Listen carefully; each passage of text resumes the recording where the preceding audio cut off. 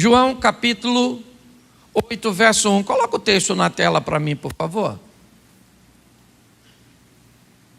Vamos ler alguns versículos, depois eu vou discorrer com vocês de uma forma mais pausada. Jesus, porém, foi para o Monte das Oliveiras.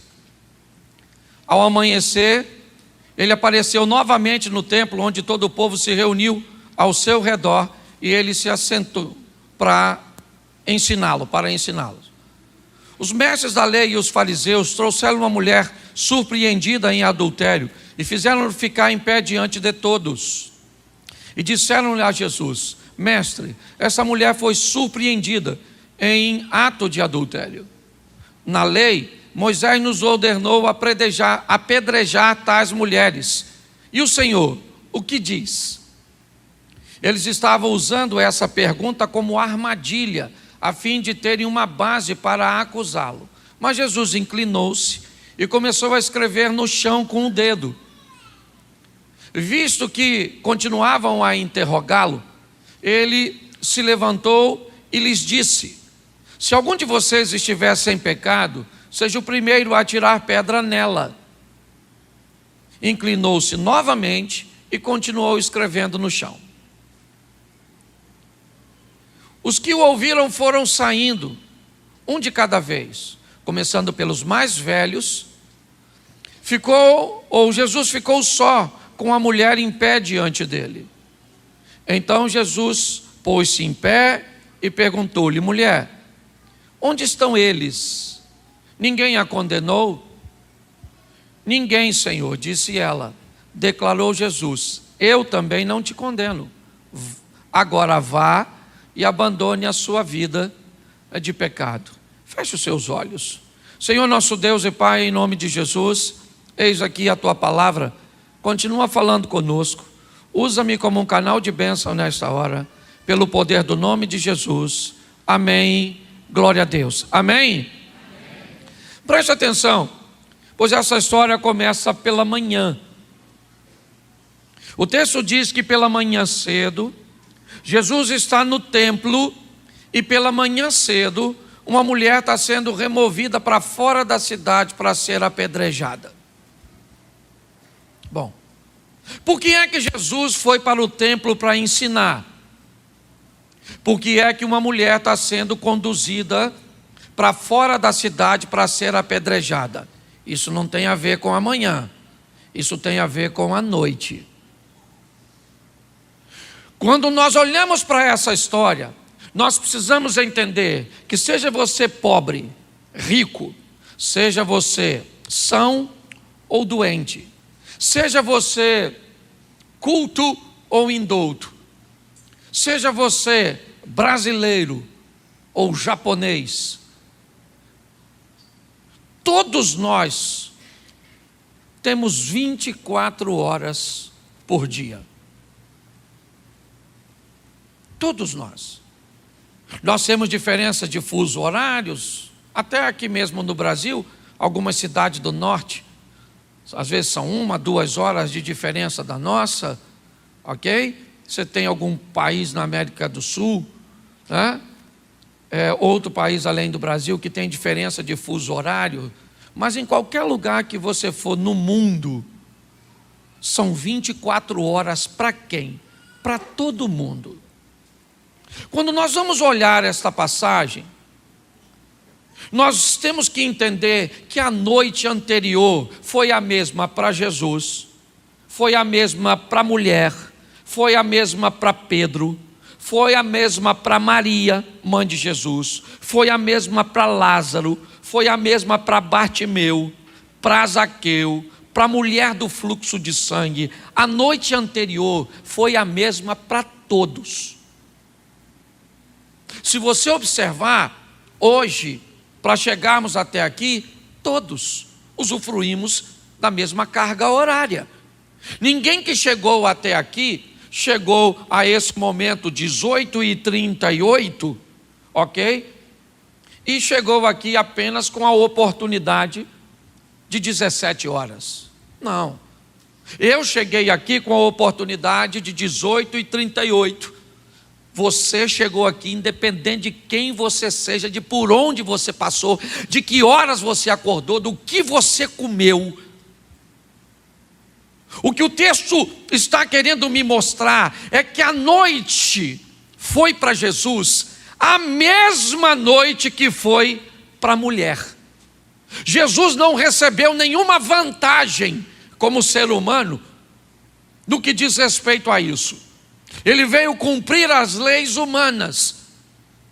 Então o que eu quero transmitir para você é que o tempo é o mesmo para todos. A diferença vai se estabelecer no que você resolveu fazer no tempo que lhe foi concedido. Escureceu para quem? Para Jesus. Ele vai fazer o quê? Vai para o monte, orar, meditar, conversar com seu discípulo. É para lá que ele vai. Escureceu para a mulher. O que a mulher vai fazer? Vai se deitar com um homem que não é dela. Por quê? Porque ela quis. Ela podia subir o monte para orar? Sim ou não? Jesus podia deitar com a mulher que não fosse dele? Sim ou não? Sim ou não? Sim. Ele foi? Não. Por quê? Porque ele decidiu. Você decide se estuda ou não, se briga ou não, se come ou não, se trabalha ou não, se lê ou não, se faz fofoca ou não, se ora ou não. Você define o que você vai fazer com o seu tempo. O resultado disso é outra história. A noite foi a mesma para os dois, mas o dia não vai ser o mesmo para os dois. Há uma opção na hora de semeadura, de escolha, mas não há uma opção na hora da colheita. Na manhã seguinte, e ela amanheceu para Jesus, para a mulher, para Zaqueu, para Bartimeu, assim como a manhã de hoje amanheceu para todos nós. Provavelmente alguns aqui hoje brigaram em família.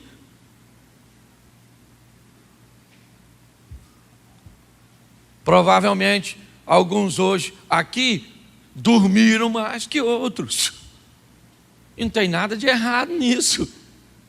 Ok? Não estou brigando com quem dormiu, não. Eu só estou querendo mostrar para você é que a oportunidade é igual para todo mundo. Porque o que me parece é que nós estamos culpando Deus, as pessoas, o sistema, por responsabilidade que não é de Deus, não é do sistema, são responsabilidade nossas. Amanheceu para a mulher, o que ela estava fazendo? Adulterando. Então, se ela está adulterando, amanheceu para ela, o que ela vai ser? Apedrejada. Por quê? Porque a lei escrita que diz que o adultério é passivo de apedrejamento. E por que é que ela adulterou? Aí só perguntando a ela. Eu não sei. Eu só sei que se ela estivesse fora de si quando cometeu tal coisa, o pecado não seria dela, seria do diabo. O diabo não pode pecar por mim. O diabo é um construtor de ponte. Ele pega uma necessidade, olha como supri-la, de preferência no ambiente inadequado. Eu preciso de dinheiro. A Bíblia e Deus diz, vá trabalhar. O diabo diz, vá se corromper ou roubar. Nos dois caminhos você pode alcançar o propósito final. A diferença, certo?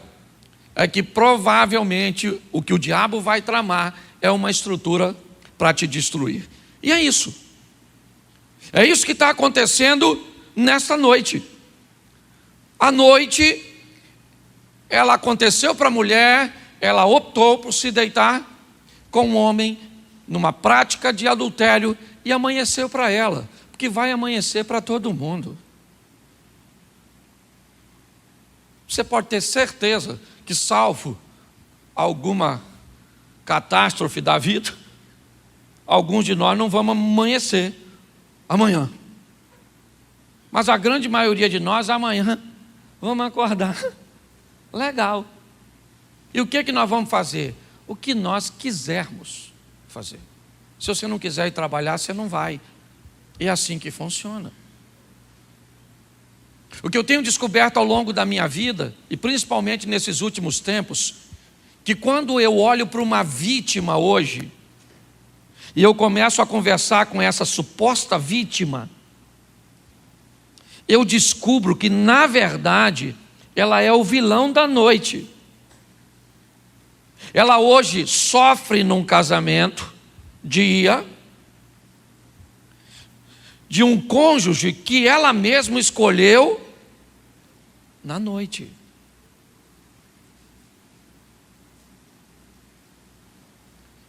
Eu tenho me deparado muito com isso. Um dos desafios hoje de sentar nessa cadeira que você está aqui, do Projeto Recomeçar, é que aqui nós responsabilizamos mais você do que o diabo. Porque para mim e para o Projeto Recomeçar, o nosso Deus é muito mais poderoso que o nosso adversário. É assim que funciona. Se você está acostumado a enfiar o pé na jaca e culpar o Satanás, vá para outra agência. Porque aqui a gente responsabiliza você. A dona está lá, estou com pena dela. Eu não tenho. Nossa, pastor, o senhor acha que ela deveria ser apedrejada? Eu não, eu acho que ela quis. Mas e agora, pastor, o que vai ser dela? O que vai ser dela? O futuro dela é ir para fora da cidade e ver as pessoas apedrejaram. É isso. E como isso pode mudar? Bom, a não ser que aconteça um reajuste de rota, é para a morte que ela está indo.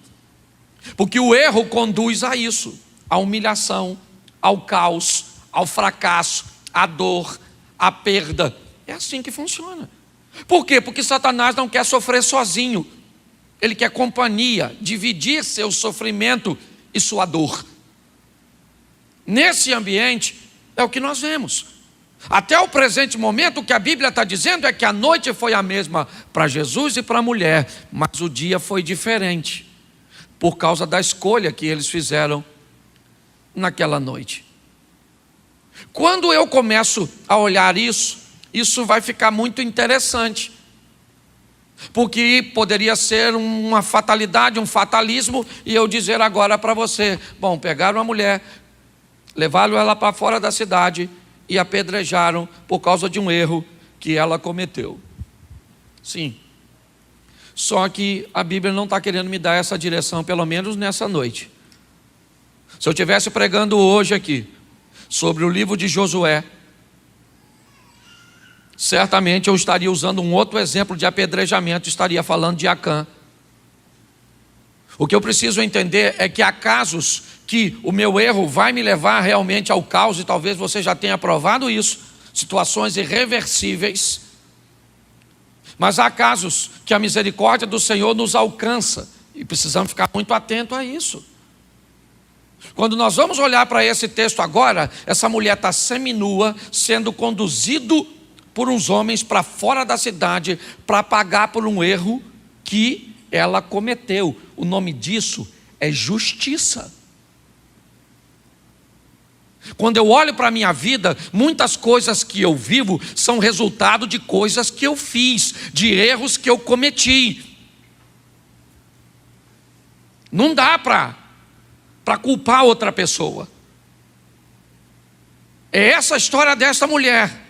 Agora, se houver um reajuste de rota, vai dar tempo. E quando eu olho para o verso 3, as coisas vão começar a clarear para esta mulher. Na minha tradução diz assim: os escribas e fariseus trouxeram uma mulher apanhada no próprio ato adulterando, e pondo-a no meio, disseram: mestre, essa foi apanhada no próprio ato adulterando. Na lei nos mandou Moisés que as tais sejam apedrejadas, e tu, o que diz? Preste atenção. Alguém muda a rota dessa mulher, não é ela. ela não tem autoridade, ela está de cabeça baixa, indo para um apedrejamento. Mas a manifestação de Deus vai agir a favor dela. Por quê? Por causa da misericórdia. A Bíblia diz que as misericórdias do Senhor são a causa de nós não sermos consumidos. Ela não tem voz ativa, ela está indo, cabecinha baixa, provavelmente, né? Meio que despida, pois foi pega em flagrante. Mas o problema é que alguém vai levar essa mulher para Jesus. Alguém vai mudar a rota. Quando um pecador, quando alguém que comete um erro, quando alguém que comete um delito, quando alguém que está enfrentando um problema muito grave, recebe a oportunidade de passar por Jesus, fique atento, porque dele vai vir mais uma oportunidade para você consertar a sua rota. Aqueles homens vão pegar aquela mulher e vão levar para Jesus. Um erro gravíssimo que eles vão cometer. O texto diz, volta no 3, por favor. Se quer ficar nessa tradução, ficaria bem. Isso aí. Escribas e fariseus trouxeram-lhe uma mulher apanhada em adultério. Eles estão levando a mulher para quem? Para Jesus, sim ou não? Sim. A mulher é uma pecadora, sim ou não? Mas quem é que está levando? Quem é que está levando a pecadora para ser apedrejada? Pecadores. Os caras que estão levando a mulher para apedrejar, a turma que fica te acusando, que deveria te ajudar a melhorar de vida, que deveria te incentivar, normalmente são a turma das pedras na mão. Tem um erro nesse processo, porque quem quer matar a mulher também é passivo de morte. A diferença é que o pecado dela foi descoberto, e o meu e o seu ainda está escondido. Porque provavelmente tu está pensando agora, se eu tivesse lá, quer ir para o texto? A gente cria um ambiente. Vamos agora, mentaliza. Palestina, eu e você, arrumadinho, vestidinho, aquela roupinha típica, com a pedrinha na mão, para dar uma pedrada na dona, e Jesus pergunta para tu: vai tacar? O que que tu faria? Não, aliás, nem era para eu estar aqui, era para eu estar lá no Projeto Recomeçar, vim aqui de bobeira, passar é vergonha. Pare para pensar, qual é o grande problema desse negócio? É que quem resolveu incriminar também tem pecado. Mas só que os pecadores que querem nos incriminar, eles são espertos. Verso 4. E pondo-a qual é o propósito? Chamar a atenção. Quando a gente erra, gente, os pecadores vêm, mas assim com uma acusação tão grande, que o pecado deles desaparece. Fica só o nosso. Pô, só eu mesmo. Menti. Mentiroso, né? Eu nem lembro. Quem está me chamando de mentiroso também mente. Quem está me chamando de pecador também peca. É engraçado isso, né? Mas é Jesus que está nesse negócio. E quando essa acusação começa a acontecer, o verso 4 diz que eles fazem da mulher, ou pelo menos do erro dela, o centro. Coloca ela no meio, joga ela, fala alto: olha, essa mulher foi pega no próprio ato adulterando. Vamos embora, vamos chamar a atenção para o pecado, porque se eu chamar a atenção para o pecado dela, corre o risco do meu passar despercebido. Você sabe por quê? Que na maioria das vezes o nosso comportamento pecaminoso não melhora ou não conserta? Porque nós recebemos um alívio muito grande quando olhamos para alguém que tem um pecado maior que o nosso. Essa é a grande verdade. E eu já falei isso aqui. Isso vai dar uma confusão na porta do inferno. Os crentes discutindo. Você veio para cá? Por que você veio? Não sou igual a você, não. Entendeu? Você usava droga. Eu não vim para cá porque eu era um viciado. Eu vim para cá porque eu sou um mentiroso. Só isso. Eu imagino o diabo. Vambora, gente, já está na fila. Bora, gente. Você está aí, cuidado que você pode. Até aí, o sangue de Jesus tem poder. Sim.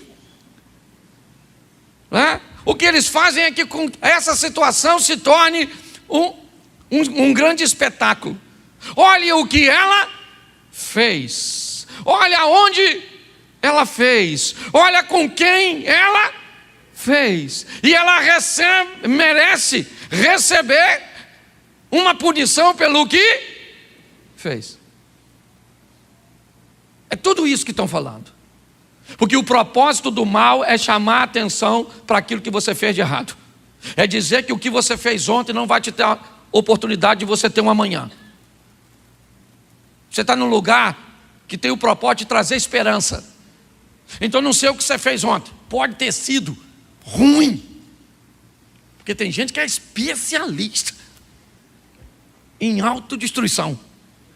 Tem gente que você já vai estar 10, 9, 8.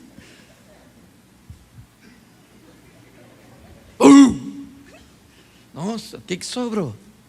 Não sobra nada do casamento, não sobra nada das finanças, não sobra nada. Sobra nada. Mas o mais interessante é o verso 6. Isso diziam para que tentando tivesse do que o acusar, mas Jesus, inclinando-se, escrevia com o dedo em terra. Preste atenção aqui. Estão dizendo para Jesus que aquela mulher tem pecado, que ela merece ser morta por apedrejamento, que ela adulterou. E Jesus simplesmente abaixa e não oferece nenhum nível de atenção. Jesus não está interessado naquele tipo de acusação. Não.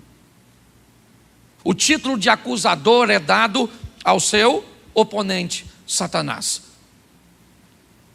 Quando começam a falar coisa da mulher, perguntinha, o que eles estão falando a respeito dela é verdade ou mentira? Verdade ou mentira? Mas Jesus ainda assim não dá atenção. Ele não está interessado nas acusações. Não. Ele abaixa e não está nem aí. E o pessoal está falando dos defeitos da mulher. As pessoas estão falando do que ela fez. Ela está dizendo o que ela fez para si mesma. Provavelmente ela não esboça resistência, porque talvez acha que mereça receber a sentença. Porém, ela está diante de uma oportunidade. Quem é que está diante dessa oportunidade? Eu e você hoje. Todos nós estamos debaixo, pelo menos aqui a mesma noite. Hoje é dia 22, é isso? Sim ou não? Que horas é no seu relógio? Isso. 19. Está mudando um pouquinho, só porque... Mas deu para notar que tem alguém aí com 18 horas no relógio? 18 horas você? Em ponto? Então dá uma olhada nesse relógio seu que parou. Tem alguém com 21? Não, porque a hora é a mesma para todos. O que Deus está dizendo é: agora é a hora que eu estou te dando para você mudar a sua vida. Está todo mundo escutando a mesma coisa. Não muda senão. Quer sair daqui para ser apedrejado pela vida? Vai embora. Quando nós olhamos, nós vemos que não há interesse em Jesus. Ele não está interessado no assunto. Mas, ainda no verso 6, diz que o pessoal está interessado que ele fale alguma coisa. Tentando, o pessoal ficava falando, fala Jesus, fala, taca a pedra nela ou não taca? Taca ou não taca? Taca ou não taca? Fala aí Jesus, fala aí.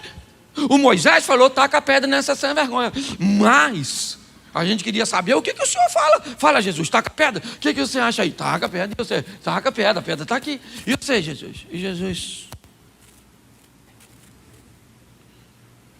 E o pessoal, verso seguinte. Como se insistisse em perguntar, ele endireitou-se e disse: o que Jesus falou? Aquele dentre vós que está sem, seja o primeiro a dar uma pedrada. Presta atenção. Quando ele chega, ele chama a atenção para quem? Para o pecado de quem? Aí Jesus falou, vou entrar nessa brincadeira. Vocês gostam de chamar a atenção para o pecado dos outros? Vieram no lugar errado, porque eu não tenho. Aquele dentre vós que está sem pecado, seja o primeiro a dar uma pedrada nela. Agora desgraçou tudo. Porque tirou a atenção do pecado da dona e botou a atenção no pecado deles. Ficou um olhando para o outro, pensando, caramba, poxa, mas não era disso, né? Ela não veio aqui apedrejar quem? Não é ela? Mas e agora? Ele perguntou para a gente. E preste atenção, porque uma ordem foi dada. Jesus não está perguntando se alguém tem pecado.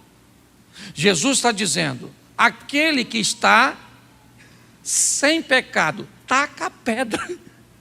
Ele está falando, ele não falou, não gente, não apedreja a mulher, não, ele não está falando para não apedrejar, ele está dizendo, apedreja.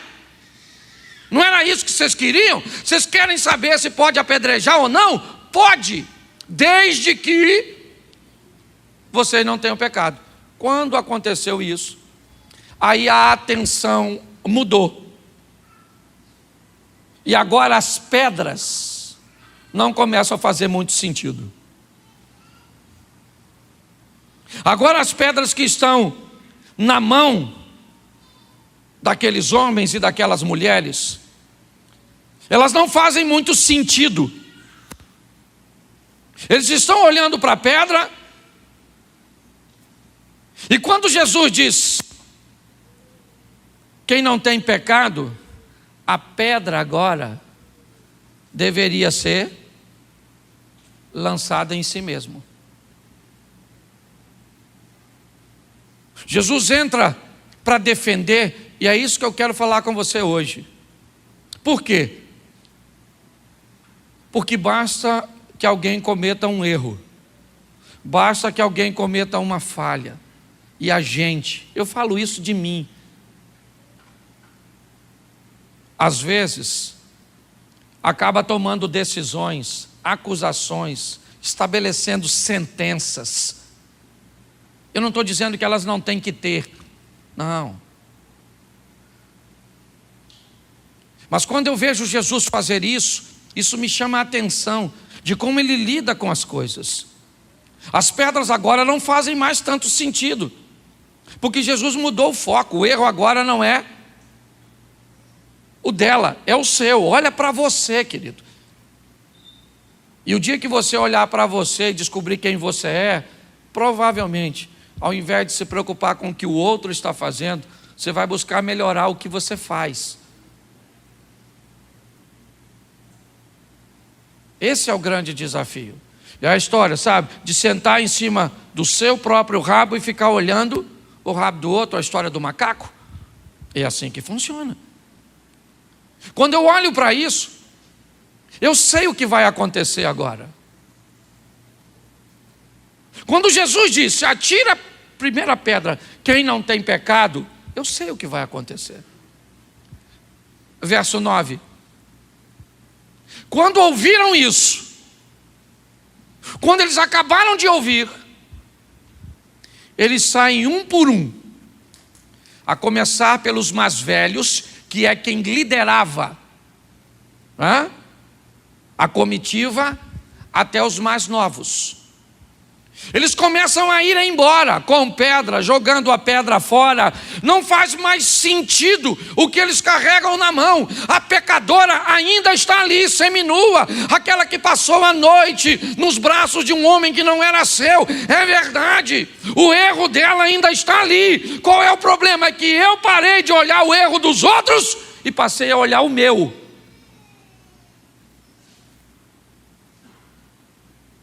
Passei a olhar para mim. E quando eu olhei para mim, eu não gostei do que vi. Eu não gostei do que eu senti. Eu não gostei do que eu falei. Eu não gostei de como eu procedi. Não, mas eu não. É você que está errado. É minha mulher que está errada. É meu filho que está errado. É meu vizinho que está errado. É o camarada do carro da frente que está errado. É a esquerda, é a direita, é fulano. É ciclano, está todo mundo errado. Porque eu não consigo olhar para mim. Eu estou sempre focado no que está acontecendo na vida dos outros. Me parece que o único que pode ter uma visão clara, nítida, e que não tem vergonha de olhar para si mesmo, é Jesus. Ele pode olhar para ele e não enxergar nele o pecado que eu enxergo em mim. Por isso que ele não tem problema. Ele não precisa acusar a mulher. Por quê? Porque os outros acusam a mulher e acusam as pessoas para se livrar de suas próprias culpas. Ah, por que eu traí? Porque ela não é uma boa esposa. Nossa, que argumento extraordinário. Ah, por que você é rebelde com seu pai? Ah, porque ele é meio bruto. Ah, por que você não pagou fulano? Porque eu não recebi. Nossa. Sempre tem uma desculpa para se desviar. Para Jesus, não. Então agora eu tenho certeza que todos vão embora. E agora vai ficar no ambiente quem tem que estar para as coisas fluírem.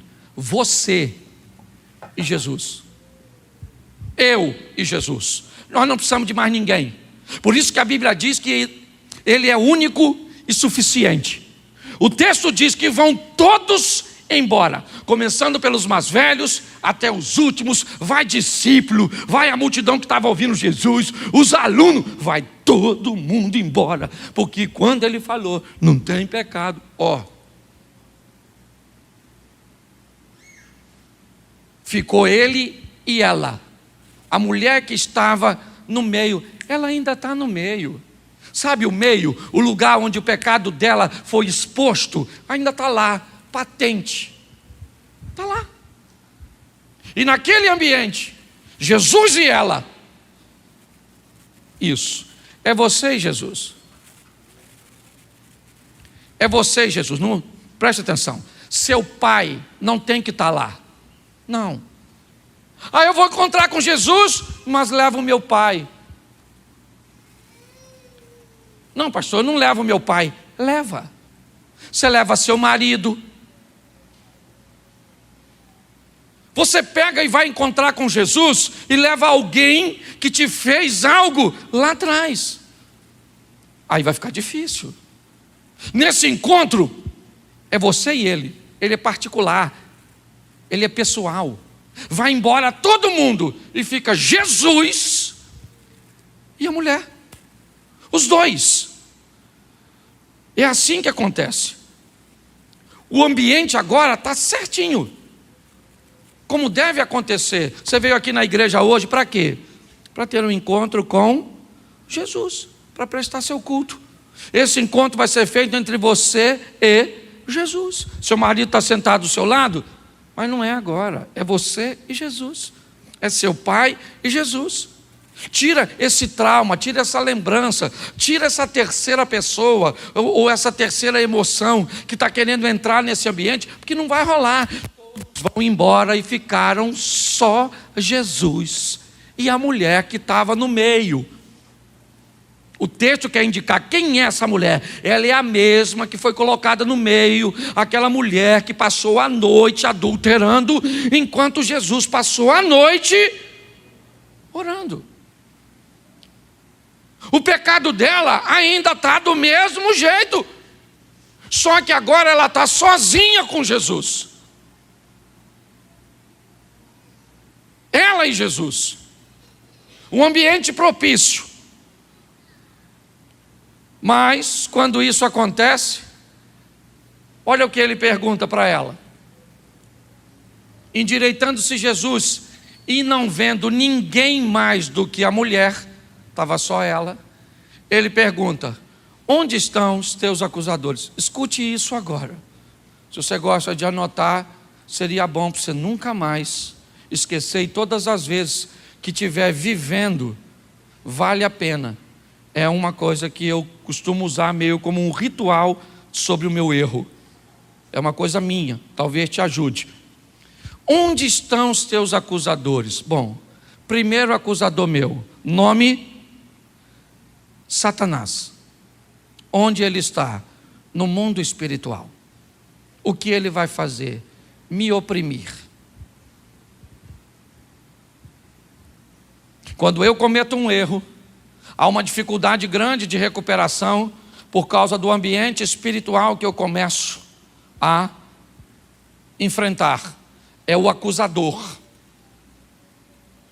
Ele começa a agir de uma forma muito forte na minha vida. Segundo, eu vou receber a acusação das pessoas, aquelas que sabem o que eu fiz, aquelas que sabem como eu sou, aquelas que conhecem o meu defeito, a minha falha, o meu erro. Inevitavelmente, eu vou ter que lidar com a acusação física, a acusação das pessoas, os fatos, que muitas vezes são verdadeiros. Seria tão bom se todo mundo que falasse mal de nós só falasse mentira. Esses dias eu fui reclamar com um camarada, falei: rapaz, o fulano de tal está falando mal de mim. E como eu tenho uma turminha que me instrui, e eu escolhi uma turma mesmo para me dar uns puxãozinhos de orelha, sabe que o cara falou comigo? Fique tranquilo, Cláudio, ele não sabe o quão ruim você é, não. Ele não falou tudo, não. Eu falei: nossa, não era isso que eu queria ouvir. Quando nós olhamos aqui, o que nós vemos é que pessoas vão nos acusar. E pasmem vocês, você vai se acusar. O ambiente de acusação, ele é espiritual, ele é físico e ele é emocional. Tem gente que tira a sua própria vida por causa da combinação desses três. Vou te dar um exemplo aqui. Eu fui esses dias no Nordeste e o filho de uma cantora no Nordeste se suicidou. Um adolescente tirou sua própria vida porque gravou um vídeo brincando com os amigos e recebeu o título de gay. Pressionado e acusado por pessoas, pressionado e acusado por si mesmo, e pressionado e acusado pelo mal, ele tirou a própria vida.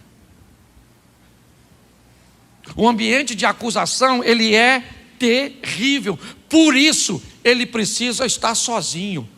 Por isso, Nicodemos foi encontrar com Jesus solitário. Por isso que os grandes encontros de Jesus com Deus foi a sós. Fique aqui que eu vou ali na frente sozinho. Eu vou subir o monte para orar. Eu quero ficar só. Lembra Moisés? Lembra Elias? Lembra Eliseu? Lembra essa turma de ficar? Porque tem o a sós, ele é importante. Você e Deus para corrigir sua rota. Agora está, certo? Somente Jesus e a mulher. Ele pergunta: onde estão os teus acusadores? Onde estão? Seus acusadores estão no inferno? Sim, Satanás. Estão na terra? Sim, são as pessoas. Estão em você? Sim, é a sua alma, a sua emoção. Falando o que você fez de errado. Eu converso com gente que diz: pastor, eu mereço realmente, sabe? Eu não consigo dormir, perco o sono, faço isso, faço aquilo, porque realmente isso tinha que acontecer comigo. Baseado nessa situação, Jesus está conversando com ela e ele faz uma pergunta: onde estão os teus?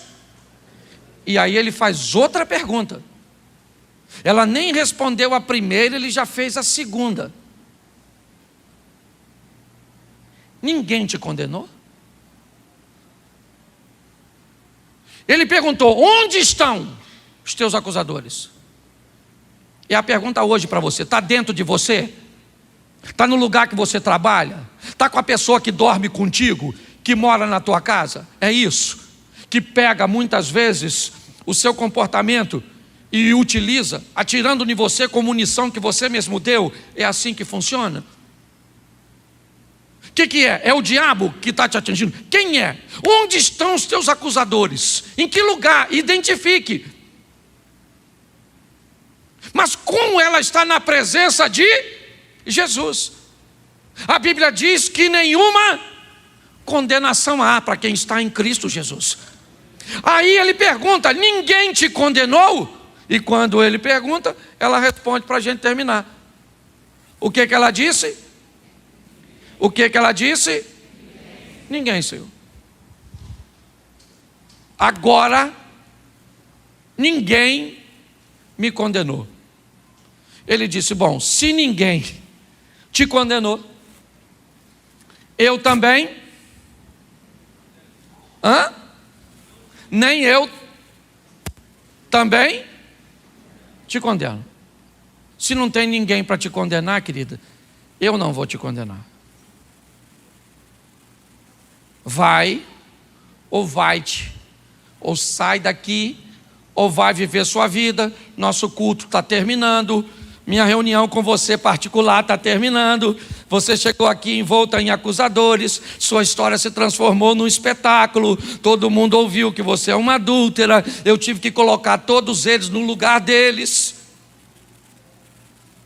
Todas as vezes que você passar por um daqueles que estiveram aqui agora, eles vão ter que baixar a cabeça para você, porque ninguém pôde te apedrejar, porque eu te defendi. Só, mulher, que a nossa reunião acabou. Está na hora de dizer amém, e você vai para a sua casa. Mas eu preciso te dar uma direção para a sua vida. Muda de vida. Conserta a sua trajetória. Talvez, eu digo nosso, até porque estou pregando num ambiente onde não cabe a nenhum de nós, nem você que está na sua casa, nenhum nível de acusação para ninguém.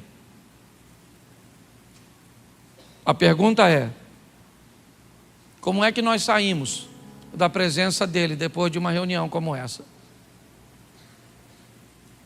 Onde o propósito dele é nos dar mais uma oportunidade. Ah, não, pastor, não precisa. Por que você não precisa? Pô, pastor, aqui na igreja tem tanta gente pior do que eu, poxa. Fulano ali se envolve com fofoca, o outro não paga fulano, o outro não sei o quê, o outro dá cheque sem fundo, o outro posta uma foto quase nua. Pô, pastor, você vem falar comigo que eu tenho que melhorar? Dá uma olhada para essas outras ovelhinhas suas.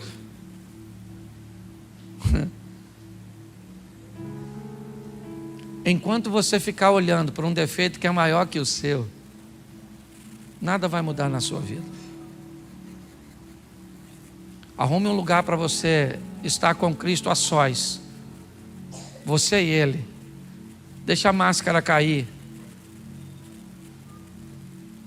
Ontem eu vi um relacionamento acabar, o camarada sequer sabe por que acabou, mas a noiva descobriu que ele tem relacionamentos virtuais. E ela disse: eu não vou falar para ele, simplesmente vou acabar. Eu fiquei olhando para aquela situação. Nossa máscara cai diante de Deus. ou então ela vai ficar bem no lugarzinho, para que nós possamos olhar para alguém que tem uma vida um pouco mais dificultosa do que a nossa. É muito fácil, às vezes, falarmos da nossa caminhada, se olharmos o contexto cujo qual ela acontece. Talvez o seu ambiente seja altamente ordeiro, sua casa seja totalmente organizada, sua família seja totalmente ajustada. Mas não é de todo mundo assim. Tem gente que está aqui na igreja e sai daqui para viver num ambiente religioso altamente eclético. É protestante, é católico, é espírita, é macumbeiro, seja no ambiente de trabalho, seja no ambiente... Eu não estou falando defeito de nada, não. A dificuldade é para todo mundo. Macumbeiro conviver conosco, é do espírita conviver com... E assim que funciona. Mas nós estamos vendo o cumprimento dos últimos sinais. Jesus Cristo vai voltar para buscar a sua igreja, muito longe desses dias. E Ele não vai buscar uma igreja que fica olhando para o que o outro faz de errado. Para nós melhorarmos, nós temos que olhar para nós. Eu quero que você fique de pé nesse momento. Sai daqui para viver uma semana extraordinária, mas uma semana real, onde você vai ter um particular com Jesus.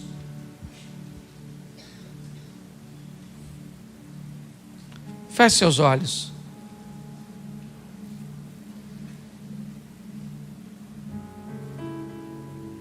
Eu não sei o que você fez. Eu não sei o que te causou aquilo que você fez. Eu só sei que Deus está te dando uma oportunidade de mudança, de corrigir sua rota. Ele te deu a oportunidade de passar por aqui porque quer mudar a sua vida. Saia daqui hoje. Ah, pastor, o que vai mostrar isso? O tempo. O tempo é um funcionário de Deus.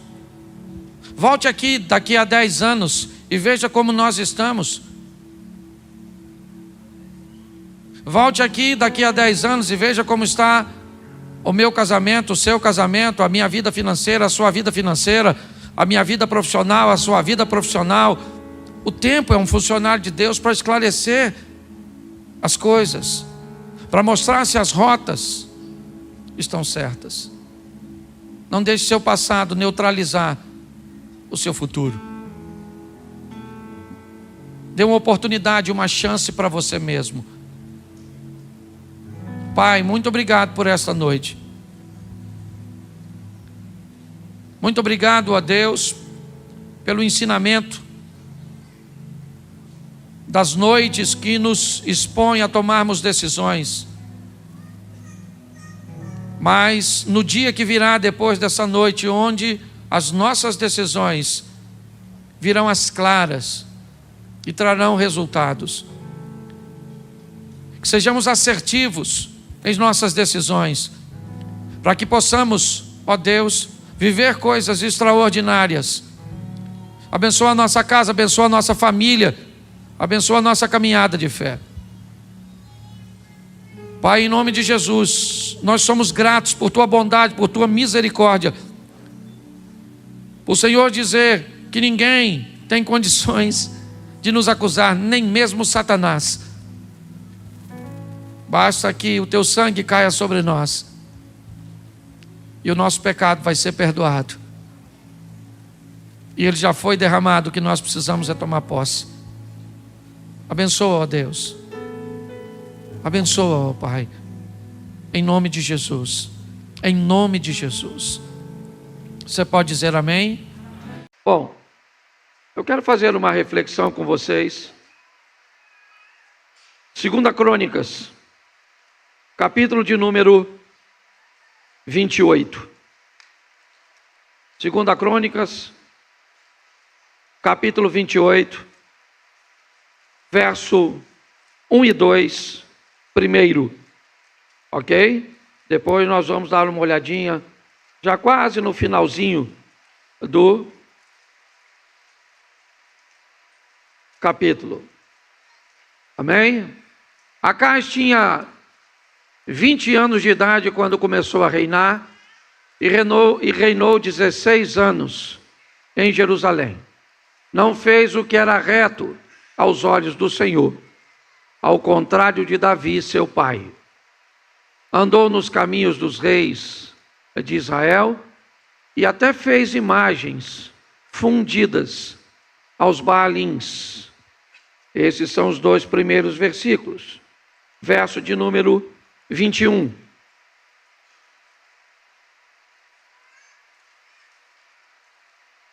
Porque Acais pegou objetos da casa do Senhor, do palácio real e das casas dos príncipes, e os deu ao rei da Síria. Porém isso não lhe serviu de nada. Verso 23. Foram a sua ruína e de todo Israel. 24. Acais ajuntou os utensílios da casa de Deus, os quebrou em pedaços e fechou os portões da casa do Senhor e fez para si altares em todos os cantos em Jerusalém. Verso 25. Em cada cidade de Judá construiu lugares altos para queimar incenso a outros deuses, e assim provocou a ira do Senhor, Deus de seus pais. Verso 27. Acais morreu e foi sepultado na cidade de Jerusalém, mas não nos túmulos dos reis de Israel. E Ezequias, seu filho, reinou em seu lugar. Feche os seus olhos. Senhor nosso Deus e Pai, em nome de Jesus, eis aqui a Tua palavra, continua falando conosco e usa-me como um canal de bênção nessa hora, pelo poder do nome de Jesus. Você pode dizer amém? Eu li sobre Acais, mas na verdade eu vou falar com vocês sobre Ezequias. Mas eu preciso que você entenda o ambiente cujo qual Ezequias cresceu. Que tipo de pai ele tinha, que tipo de lar ele tinha. Meu intuito hoje é livrar as pessoas das vitimizações. É fazer com que as pessoas sejam capazes de se tornarem vencedoras, mesmo vivendo em lares caóticos. Somos especialistas em dar conselhos de positividade, de retomada, de ascensão, certo? Para outras pessoas. Mas quando chega a hora de fazermos isso, para nós mesmos, temos muita dificuldade. Você viu que Acais começa a reinar novo, 20 anos de idade, 16 anos reina em Judá, certo? O reino do sul. E ele não faz o que é correto. Por causa disso, ele começa a enfrentar batalhas contra nações vizinhas. Por quê? Porque há um intuito dessas nações de se apoderar do território que Deus deu para seu povo. É importante nós entendermos que as nações que cercam Israel, elas não estão atacando Israel por causa de demônios. Elas não estão atacando Israel por causa do inferno. Não, elas estão atacando Israel por causa da água. Elas estão atacando Israel por causa de recursos hídricos e terras férteis. Entendeu? Elas não acreditam no Deus de Israel. Não tem isso. Israel está sendo atacada por quê? Porque o que ela tem é bom. O que Deus entregou para ela é produtivo. E por causa disso, as nações que não têm isso, certo? Aquelas que estão ao redor de Israel, querem as águas que passam no seu território. Querem tomar posse daquelas terras poucas, é verdade, mas basicamente únicas, onde as coisas conseguem nascer com facilidade, produzir com facilidade. Então, quando nós olhamos para isso, nós começamos a entender que Israel vai precisar de proteção. Israel vai precisar de cuidados. Porque o que ela tem é precioso. O que ela tem é bom. Entendeu? O que ela tem traz o interesse de outros reinos, para que eles possam possuir. É por isso que Israel é atacada tantas vezes. Porque quer assírios, babilônicos, persas, todo mundo queria os recursos até hoje. Os confrontos com Golã, com as colinas, certo? Qual é o interesse? A água, os recursos. Mas o que eu quero que você entenda é que nesse ambiente que Acais está criando, Ezequias está crescendo. Nesse ambiente que Acais está administrando, Ezequias está vendo tudo isso. E o que Ezequias vê não é bom. O que Ezequias vê traumatiza. O que Ezequias vê traz revolta. O que Ezequias vê traz humilhação. São invasões sobre invasões. Idolatria se estabelecendo por todos os lugares. Acais está confuso. Ele não sabe o que fazer. Ele está vendo nações pagãs serem vitoriosas. Então o que ele está pensando? Provavelmente o Deus dessas nações, ele é poderoso. Então eu vou fazer altares para eles. Aqui, isso não é diferente hoje, gente. Pare para pensar. Você já tentou, muitas vezes, em outros lugares, a cura, a solução para o seu problema, e você não encontrou o que você fez? Às vezes passou pelo espiritismo, passou pelo ateísmo, passou pelo catolicismo, talvez você passou por muitos lugares, certo? Às vezes passou por um consultório de o hospital. O que você está fazendo?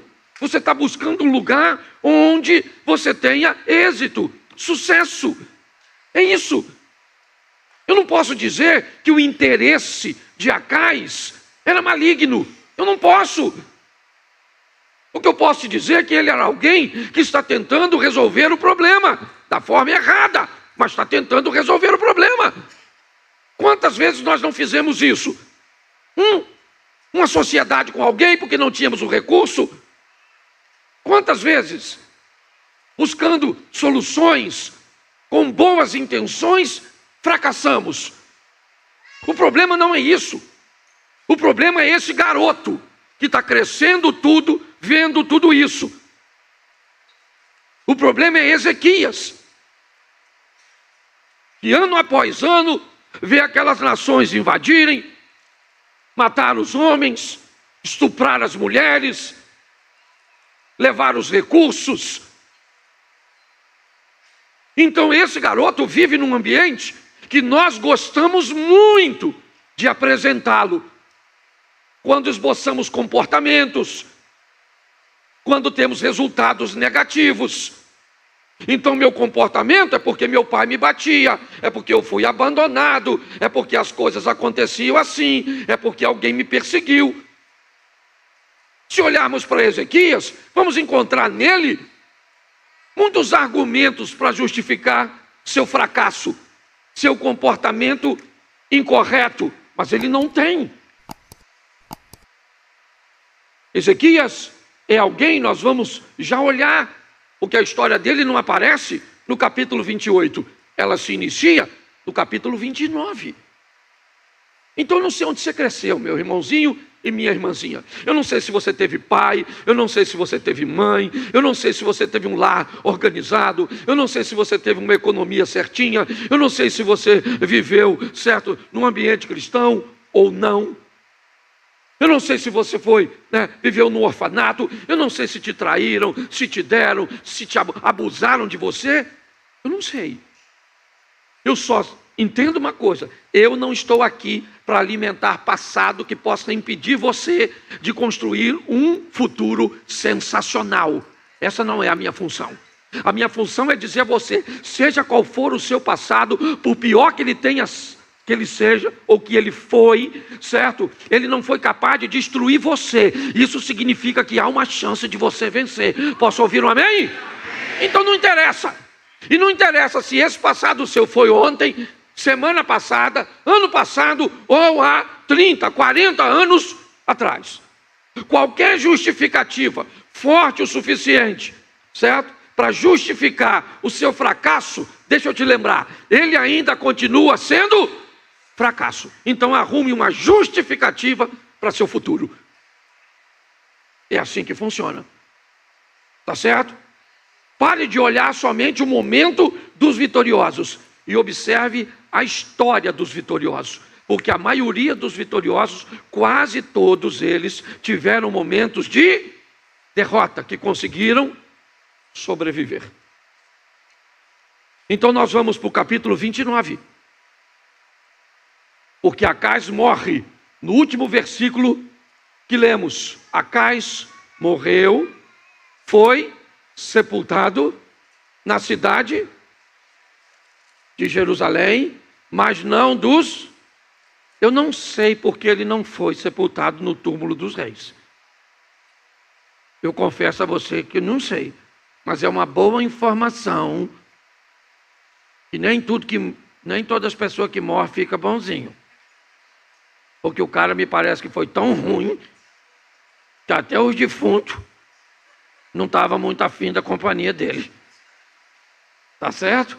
Mas tá aí, ó, não foi sepultado nos túmulos dos reis de Israel. Ezequias, seu filho, reinou em seu...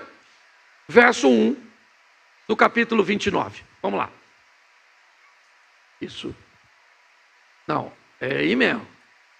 Ezequias tinha 25 anos de idade quando começou a reinar.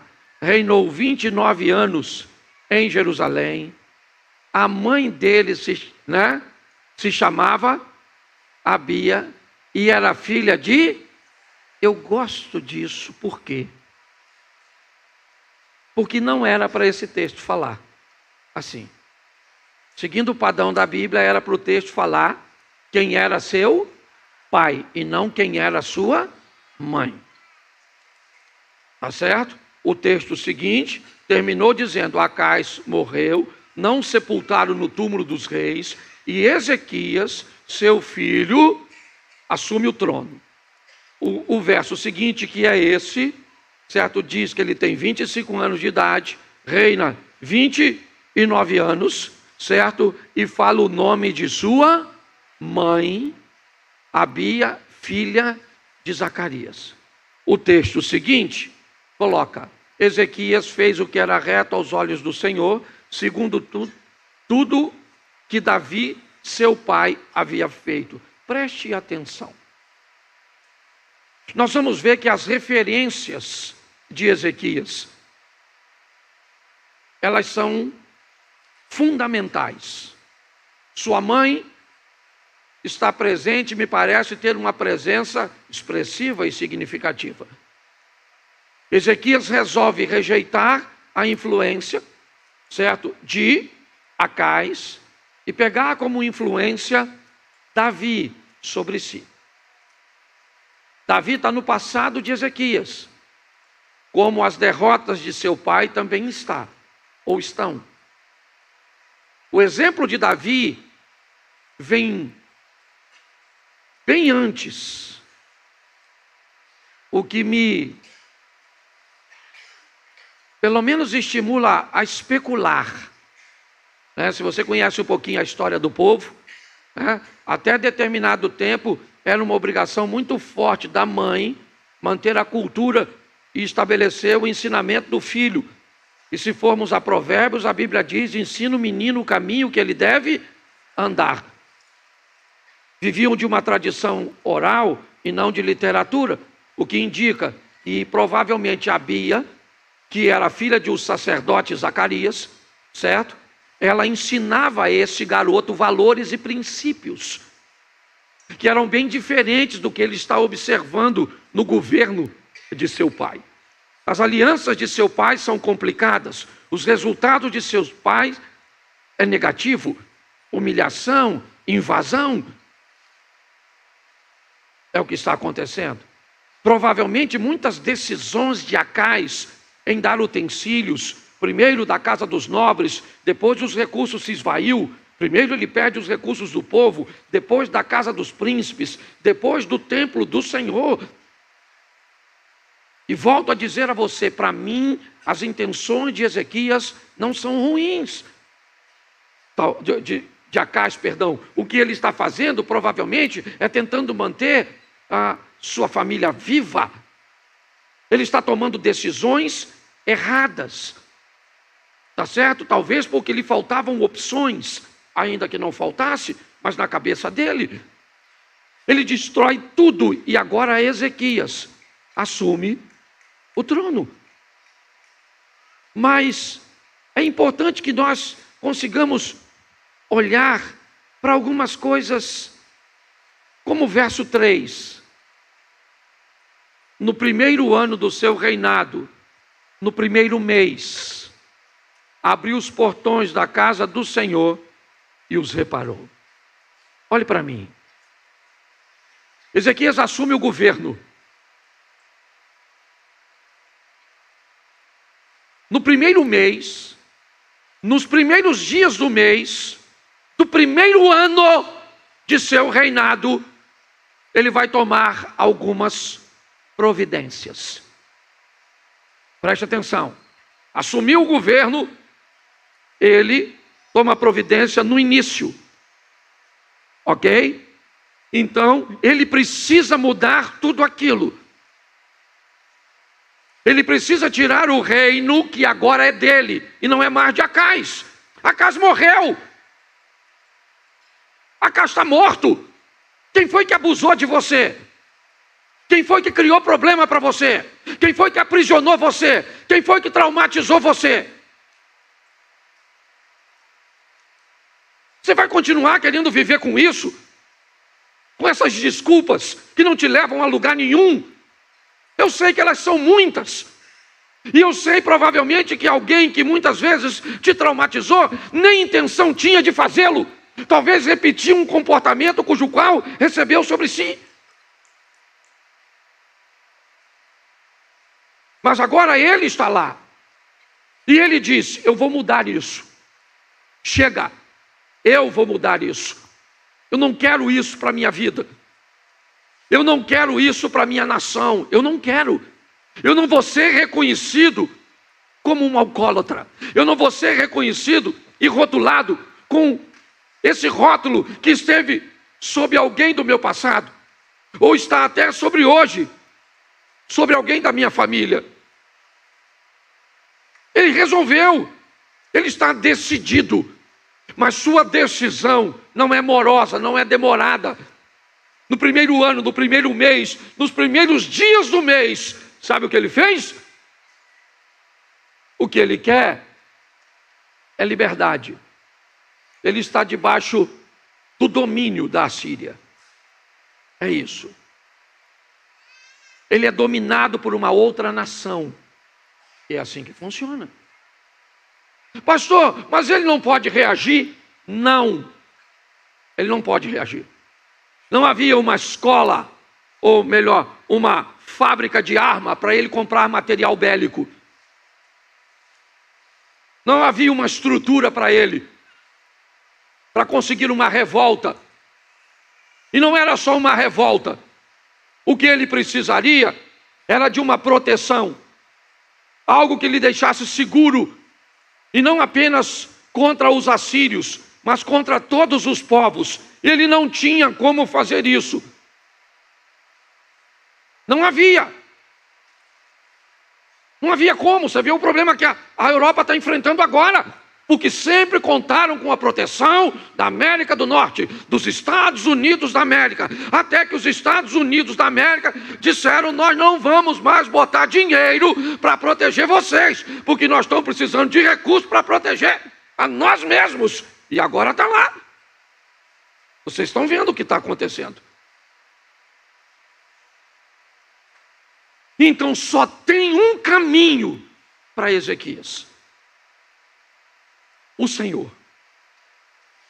E é para lá que ele vai. No primeiro ano, no primeiro mês, nos primeiros dias do mês, abriu a casa, as portas da casa, acendeu as lâmpadas, queimou incenso, chamou os sacerdotes e diz: ajuntai-vos hoje, santificai-vos e santificai a casa do Senhor. Tire da casa do Senhor toda a imundícia, tira tudo. Tudo. Vamos fazer o seguinte, vamos quebrar todos os ídolos, todo lugar de adoração que não seja ao Deus de Israel, quebra, taca fogo, derruba, acabou. Não tem mais lugar nessa nação para um outro Deus que não seja o Deus que pode me proteger, o Deus que pode me salvar. Porque se Deus voltar, por quê? Ele está falando de quê? Ele está falando do Deus de Abraão, Isaque e Jacó. Ele está falando de um Deus que abre rio, abre mar, envia pragas. Um Deus que faz o inimigo se voltar contra o outro e o exército não precisar pelejar. Me parece que Ezequias sabe quem é Deus. Então ele não está precisando de um AK. Ele não está precisando de uma metralhadora, de um míssil. Ele está precisando da presença de Deus, porque Deus é mais poderoso do que tudo isso. É isso. E é isso que ele está fazendo. Restabelecendo toda essa estrutura. Estruturado, ele começa a celebrar o culto ao Senhor. Fim da idolatria. Acabou. Não tem mais. Está tudo certo. Porém, com toda essa postura, Ezequias começa a enfrentar algumas situações. Mas ele agora, resistindo a isso, celebra a Páscoa. Chama todas as tribos para celebrarem a Páscoa. E agora, aquele povo vai lembrar do Deus que libertou o povo do Senhor, que são eles, do cativeiro.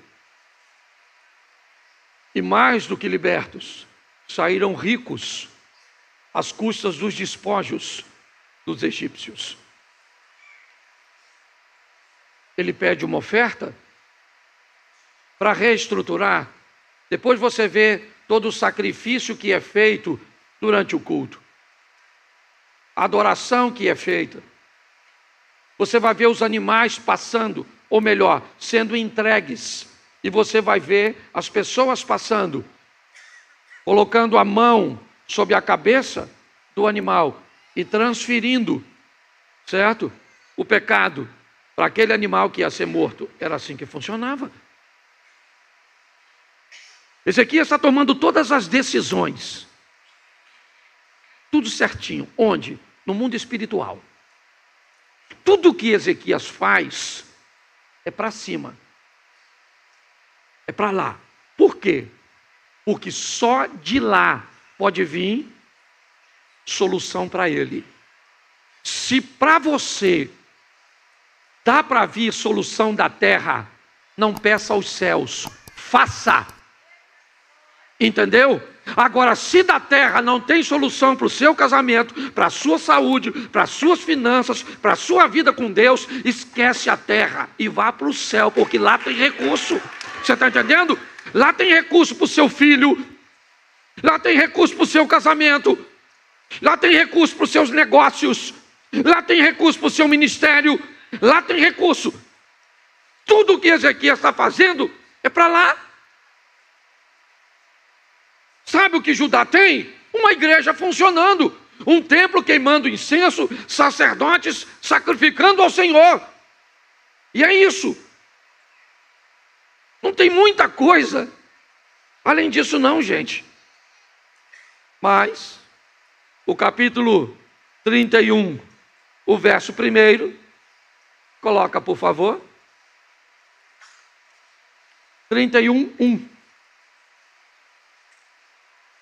Acabando tudo isso, todos os israelitas que estavam ali saíram às cidades de Judá quebraram as estátuas, cortaram os postes da deusa Azerá, derrubaram os lugares altos e os lugares em todo, vamos lá,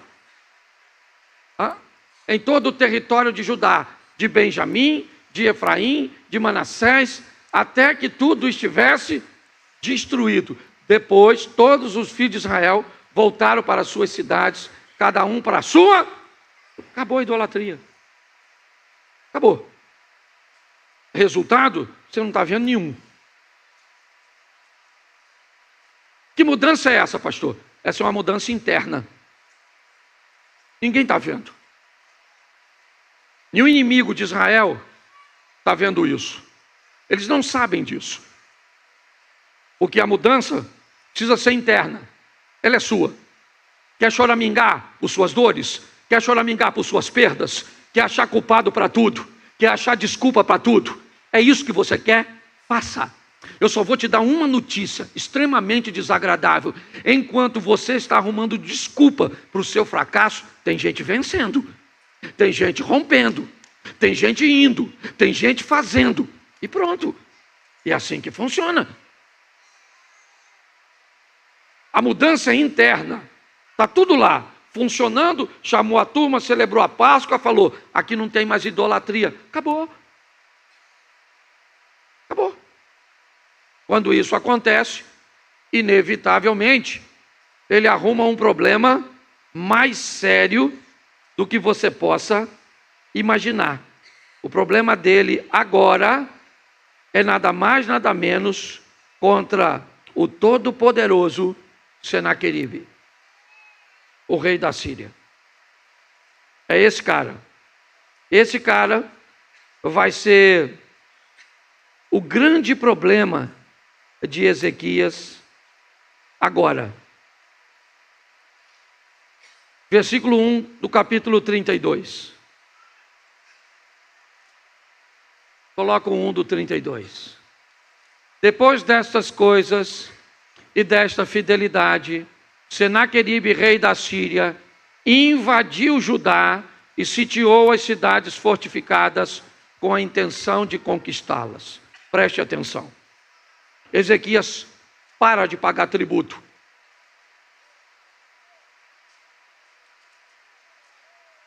Ezequias taca fogo e derruba a idolatria. Pega Judá e diz, a partir de hoje vocês só adoram a um Deus, o nosso Deus. E não vão pagar mais nada, acabou. Mas quem é que vai te proteger, Ezequias? Quem é que vai agir em seu favor? Quem é que vai entrar com providência a seu respeito? Quem? Quem é que vai te proteger quando você dizimar? Quem é que vai te proteger quando você resolver ser fiel? Quem é? Quem é que vai pagar as suas contas? Porque o dinheiro não dá. Quem é? Pare para pensar. Quem é que vai mudar seu marido se você parar de reclamar? Se ele não muda com reclamação, imagina se você parar de falar. Quem é que vai mudar seu filho? Hein? Quem é que vai salvar sua casa? Quem é? Pare para pensar. Será que essa conta vai fechar se você não continuar sonegando impostos? Quem é que segura a sua empresa? Pare para pensar. É assim que funciona. A história se repete. Só que no modelo um pouco diferente. Ezequias está agora ali, vivendo tudo isso. Depois dessa fidelidade, depois de tudo que ele fez, o Senaqueribe, certo? Imagine. Vamos imaginar que agora o Brasil, numa guerra, sendo cercado pelos navios e por todas as estruturas, certo? Dos Estados Unidos da América. Você acha que a gente dura uma guerra quantos dias? Com os soldados que nós temos, que não tem comida no quartel. Pensa. Está arriscado a mulher do nosso país ser mais perigosa? Sangue de Jesus tem poder. Olha para pensar. É isso que está acontecendo ali. Senaqueribe veio, cerca, invadiu Judá, sitiou, ele não invadiu. Invadiu o território, mas não o ambiente. Ele cerca e monta um estado de sítio. Ninguém entra, ninguém sai. É só uma questão de tempo até os recursos terminarem. Sim ou não? Claro que sim. Mas Senaqueribe não sabe de uma coisa. O que ele não sabe? Que Ezequias não é Acais. A vida só está querendo saber se você é igual sua mãe. A vida só está querendo saber se você é igual ao seu pai. A vida está buscando saber se o estrago que te fizeram é suficiente para ter acabado com toda a sua resistência e poder de reação. É isso que ela está testando. Ela está fazendo isso. E se for, ela vai continuar usando isso contra você. Se não, ela vai mudar de estratégia. Eu já preguei isso aqui. Um leão foi suficiente para matar Davi? Não. Então manda um urso. Não é suficiente? Manda um gigante. Não é suficiente? Manda um rei. Não é suficiente? Manda uma mulher nua. E o diabo só vai fazendo isso. À medida que você demonstra força numa área, ele descobre que precisa mandar algo mais. Por isso que a Bíblia diz que o cristão vive de glória em glória, de fé em fé, porque a fé de amanhã precisa ser maior do que a de hoje, que a glória que Deus vai enviar para você amanhã vai ser maior do que a de hoje, porque quando o diabo aumentar a potência do ataque, Deus aumenta a potência da resistência. Você consegue entender? É assim que funciona. Então, o que Senaqueribe não sabe é que Acais não é, ou melhor, que Ezequias não é Acais. Porque se Ezequias cresce, criado por Acais, vendo derrota, Senaqueribe cresce aos pés de Tiglade, vendo vitória. Se tinha um cara que sabia o material que tinha na mão e que era uma nação vencedora, esse alguém era? Senaqueribe. Você já notou por que casais têm tanta dificuldade quando vai viver juntos? Um dos motivos é a cultura cuja qual eles foram criados e treinados. Às vezes um é otimista pra caramba, por quê? Porque foi criado num lar de otimismo, de avanço, de conquista, certo? Aí casa com outro que tudo vai dar errado, puxa tudo para trás. Alguém se identifica com isso? Lá em casa a gente vive quase isso. Essa aí é para frente. Vamos embora, Cláudio! A casa está pegando fogo, que ela quer fazer um churrasco. E eu falo, como é que nós vamos refazer? Eu só fui treinado. Tudo. A primeira coisa que eu vejo é o lado negativo. E olha que eu sou para frente. Certo? Mas é assim. Então você observa. Senaqueribe não sabe quem é Ezequias. Fala assim comigo, Ezequias não é Acais. Fala assim, eu sou igualzinho ao Ezequias. Isso aí. Vamos para o texto? Olha que texto bonito, olha. Eu vou ler, que eu gosto da fofoca, quer ver? Aí eu quero ler.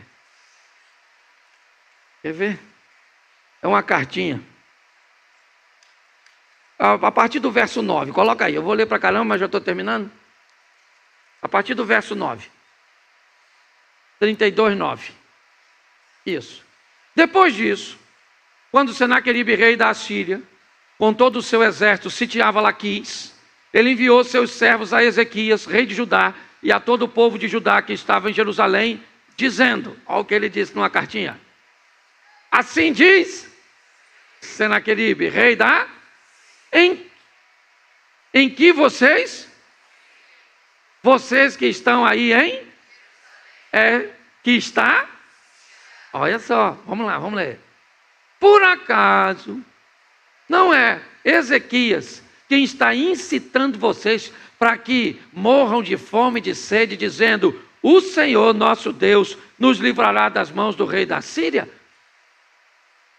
Não é Ezequias o mesmo que removeu os lugares altos e os altares do Senhor, certo? Dizendo a Judá e a Jerusalém: diante de um só altar vocês devem se prostrar, e apenas sobre ele devem queimar incenso. Bota lá, irmão. Vamos embora, me ajuda aí. Vocês não sabem que eu e os meus pais fizemos com todos os povos das outras? Diga assim: eu não sou os outros. Isso aí. Lembra da sua mãe falando com você? Fulano foi. O que a sua mãe falava? Você não é fulano. Entendeu? Fulano não é meu filho. Deus está mandando te dizer isso. Você não é qualquer um, você é filho de Deus. Você está entendendo? Pare! Entendeu? Pare de ser cabeça dura. Olha o que o Ezequiel falou. Isso tudo numa carta. Certo? Você não sabe o que fizemos.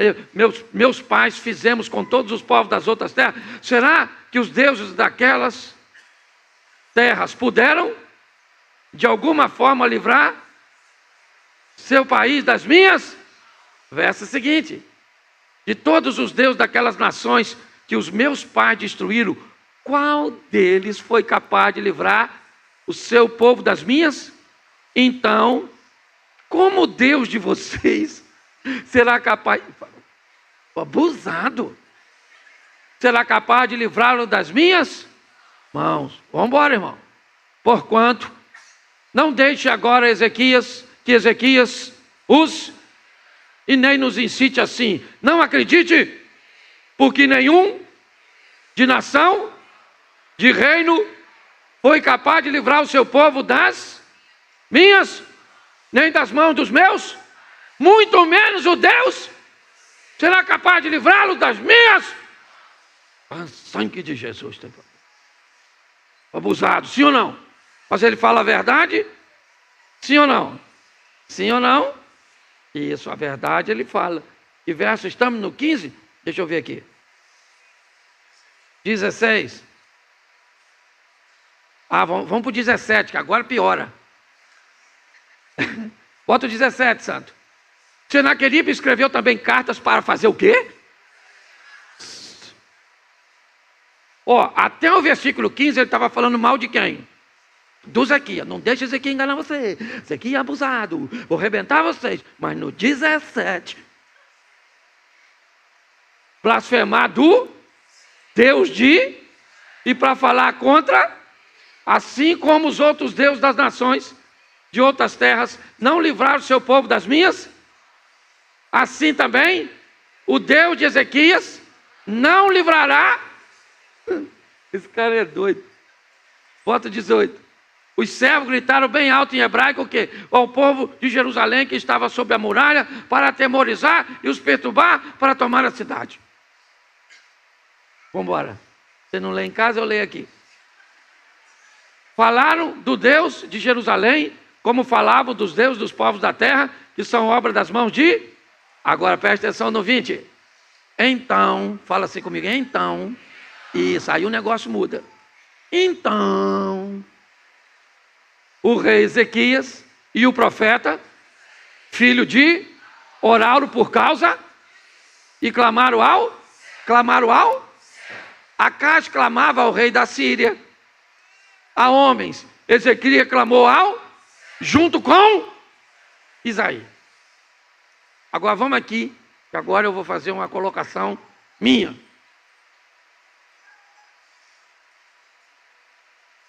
Faz de conta que eu sou Ezequias. Você, Isaías. Eu falo, Isaías, chega aí. Rapaz, Senaqueribe jogou pesado. Falou que vai arrebentar nós tudo. E arrebenta mesmo, porque ele está com o exército todo lá, né? Cercou a gente aqui, é só uma questão de tempo até a gente não ter mais água e não ter Então o que nós vamos fazer? Vamos falar com o chefe dos crentes. Vamos clamar ao céu, contar tudinho para o Senhor. Ele já sabe, mas nós vamos fofocar assim mesmo. Aí imagina agora o Zequias orando, assim, ó, assim, mais ou menos assim, ó. Senhor, o senhor está vendo o Sinaqueribe aí? Está nervoso ele, viu?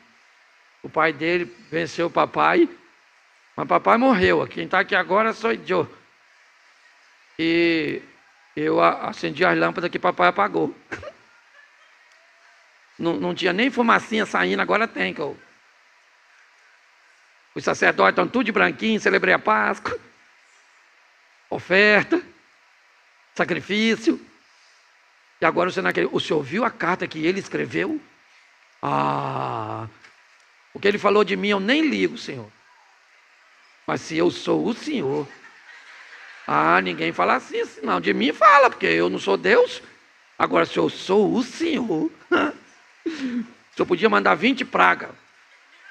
10 é pouco para esse infeliz, não é? Ele vai orar. Orar para quem? Orar para quem? O Senhor. Por quê? Para Ezequias não basta uma vitória. Gente, você não está entendendo. Ele não tem que vencer Senaqueribe.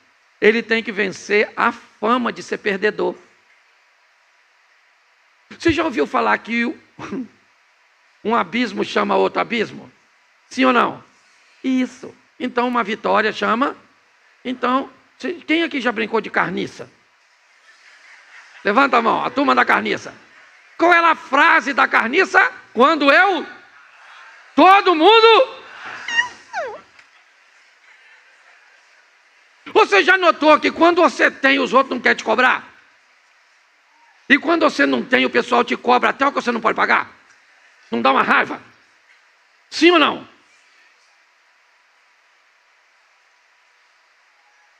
Quando nós olhamos para isso, não é vencer Senaqueribe, é vencer a fama de ser alguém perder, que não chega a lugar, que começa e nunca.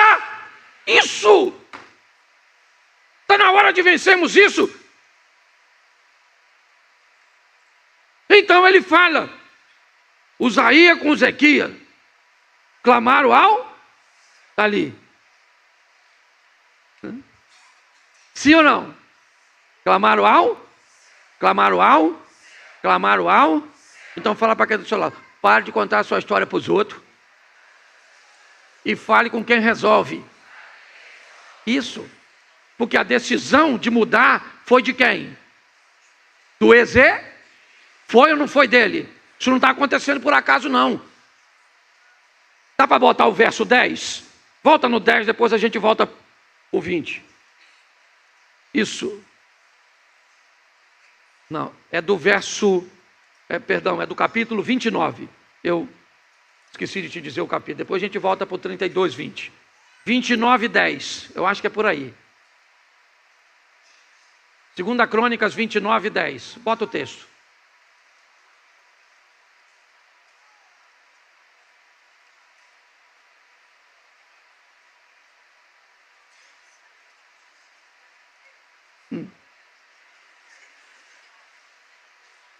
Vou chamar o Ministério de Louvor. Eles cantam. É porque o computador é complicadinho. Agora estou a fazer o quê? Com quem? Que é Deus de onde? Para que o... Lê de novo agora. Agora eu estou. Você sabe quem está dizendo esse texto? Ezequias. Ezequias está dizendo o quê? Eu estou resolvido. Lembra de Josué? Vocês eu não sei, porque a minha decisão não depende da de vocês. Uma coisa eu sei, eu e a minha casa serviremos. Isso, a decisão é sua, é dele. Agora, estou resolvido a fazer uma aliança com Deus de Israel, para que o furor da sua ira se afaste de nós. Ele resolveu e pronto. Agora volta o 32, 21. E o 20 nós já lemos. Isso, agora foi. Ele entrou no templo do seu. Oxe.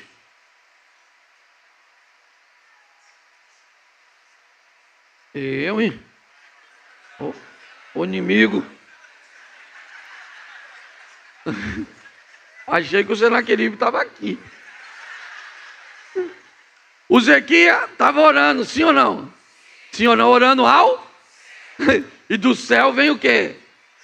Vem o quê? Resposta. Amém? E o Senhor enviou? Isso. Primeiro eu queria que você encarasse ali o numeral 1. Enviou quantos anjos? A cidade está toda. E quantos anjos Deus envia? Um anjo. O que o seu problema é para você não é o que é para Deus. Um anjinho. Olha lá. Anjo. Nem foi 2. Eu lembro dos pregadores esquisitos. Senhor, estamos nesse culto. Eu peço agora, envie 5 anjos. Vai dar congestionamento de anjo, não é verdade? Um anjo. Um anjo. Isso eu faço questão para você, quando você entender o poder do nosso Deus. Estilo Matrix. John Wick. O protetor.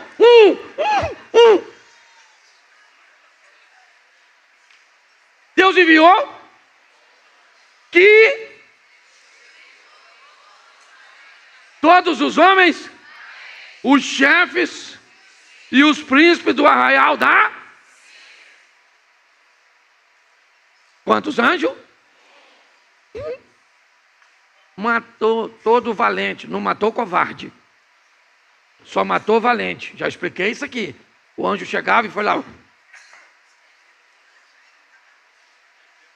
O valente encarava, morria. E o covarde, ó, saía correndo. Por quê? Porque não é para vencer. Essa batalha aqui é diferente da de Josué, os gibeonitas. Essa batalha aqui tem que matar um pouco, mas não pode matar tudo. Por quê? Porque não é para destruir o inimigo inteiro. É para levar mensagem. O WhatsApp. Os caras que vão correndo para levar a informação. Wi-Fi. Você está entendendo? Os caras vão correndo. E aí chega lá, depois você lê, que eu já estou acabando. Chega lá, devia estar descansado assim.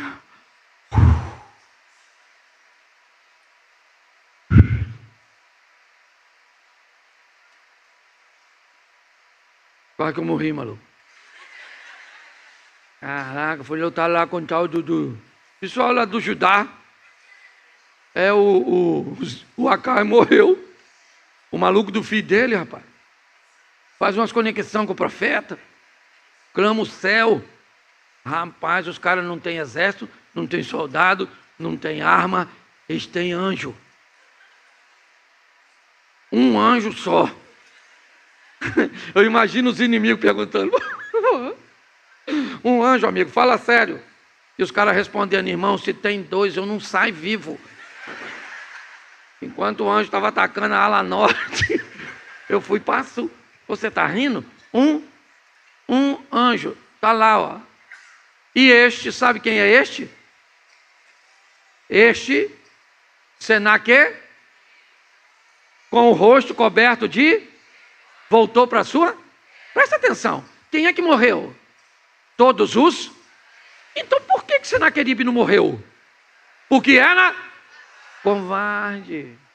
Voltou, entrou no templo do seu, e os seus próprios filhos ali o mataram agora que vem, ó. Preparem, gente. Versículo agora. Bota aí, irmão. Assim o Senhor livrou e os moradores das mãos de rei e de todos, deu-lhe paz de todos. Então não foi só vencer, a notícia do anjo espalhou. Vão lá contra Israel.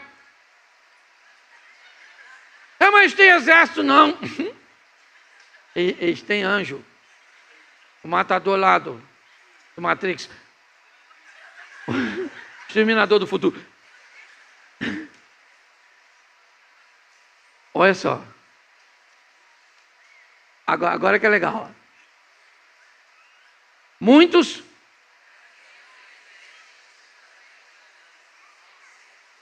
não, eu faço questão que você leia devagar para você interpretar o texto. Muitos traziam os presentes ao... Quem é o Senhor? Não. Interpreta. O Senhor é o chefe de quem? Do anjo. Então os caras trazem os presentes ao Senhor. Sim ou não? Que é quem manda o mais e coisas porque Ezequias é fechamento com o que é chefe do... Entendeu, crente? Pegou a visão, fiel?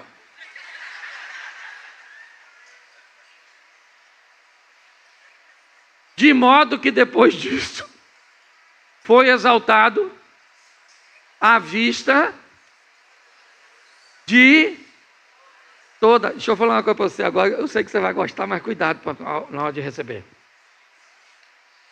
Quando você fizer assim com o Eterno, o chefe do anjo, que envia anjo, recurso do céu, Deus vai levantar seu nome, sim ou não?